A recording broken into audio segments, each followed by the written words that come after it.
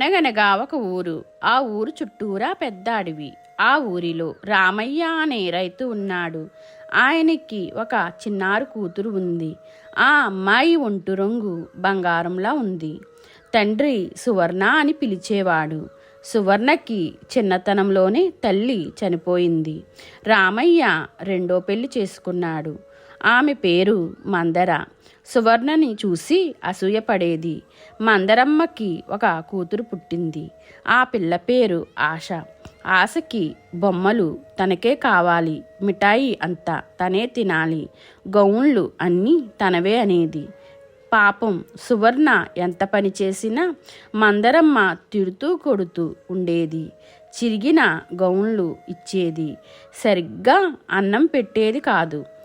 ఆశకి తల్లి పోలిక వచ్చింది. శరీరం నల్లటి నలుపు రంగు.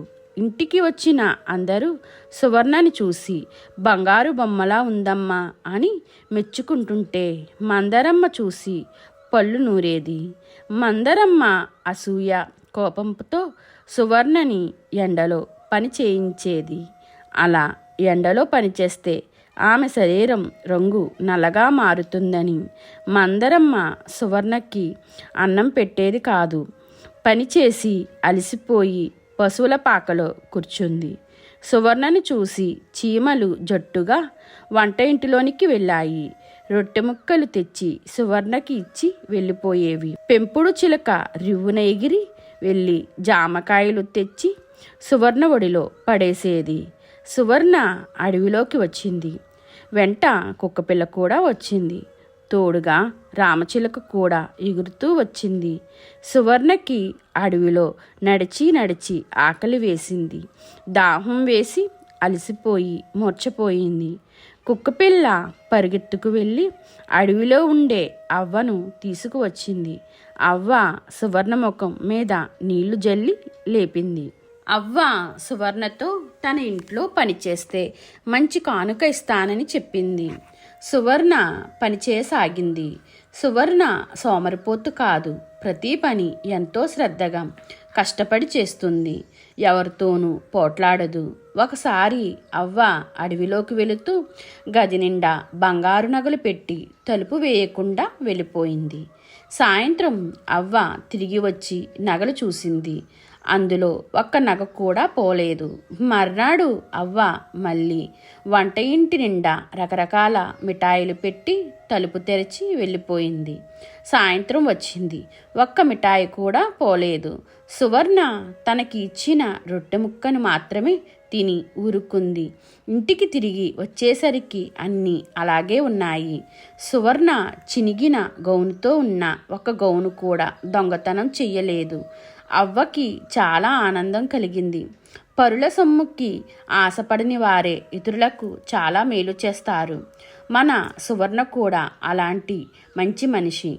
అవ్వ సువర్ణకి తలంటి పోసింది, కొత్త గౌను తొడిగింది, మిఠాయిలు పెట్టింది, నగలు ఇచ్చింది. అంతేకాదు తర్వాత తన దగ్గర ఉన్న ఒక కొరడా తీసి జలిపించింది. వెంటనే అక్కడ గాలికి చిరుగంటలు శబ్దం చేస్తుండగా ఒక చక్కటి బంగారు ఉయ్యల దగదగా మెరుస్తూ ప్రత్యక్షం అయ్యింది. అవ్వ సువర్ణని చెయ్యి పట్టుకుని ఆ ఉయ్యలలో కూర్చోపెట్టింది. అమ్మాయి, నువ్వు చాలా మంచి పిల్లవి. నీకు నేను ఈ కొరడా కానుకగా ఇస్తాను. నువ్వు వెళ్ళి మీ ఊరిలో నున్న వారందరికీ ఈ ఉయ్యలలో కూర్చుని సాయం చెయ్యి. నువ్వు ఈ ఉయ్యలలో కూర్చుని ఏది కోరితే అది నీ దగ్గరకు వస్తుంది అంటూ సువర్ణ చేతికి కొరడా అందించింది. సువర్ణ కళ్ళు మూసుకుని చక్కటి గౌను ఒకటి కావాలి అనుకుంది. వెంటనే గౌను ఆమె ఒడిలో ఉంది. సువర్ణ ఇంటికి తిరిగి వచ్చింది. వానలు లేక ఊరిలో కరువుతో బాధపడుతున్నారు. సువర్ణ కొరడాతో బంగారు ఉయ్యల ప్రత్యక్షం చేసింది. దానితో కరువు కాటకం తీరింది. అందరూ సువర్ణని బంగారు తల్లి అని ఆశీర్వదించి వెళ్ళారు. ఇది చూసి మందరమ్మకు చాలా ఆశ పుట్టింది. సువర్ణను చంపేసి ఆ కొరడా తీసుకోవాలని అనుకుంది. నాకు ఒకసారి ఆ కొరడా ఇవ్వమ్మా అంది ప్రేమగా. సువర్ణ ఇచ్చింది. మందరమ్మ ఆశని ఒడిలో కూర్చోపెట్టుకుని ఉయ్యలలో కూర్చుంది. అంతే, ఒక్కసారి ఊయల ఇనుపముళ్లతో మందరమ్మని బంధించి వేసింది. అడుగున రంపపు మొనలు, చుట్టూరా మంటలు.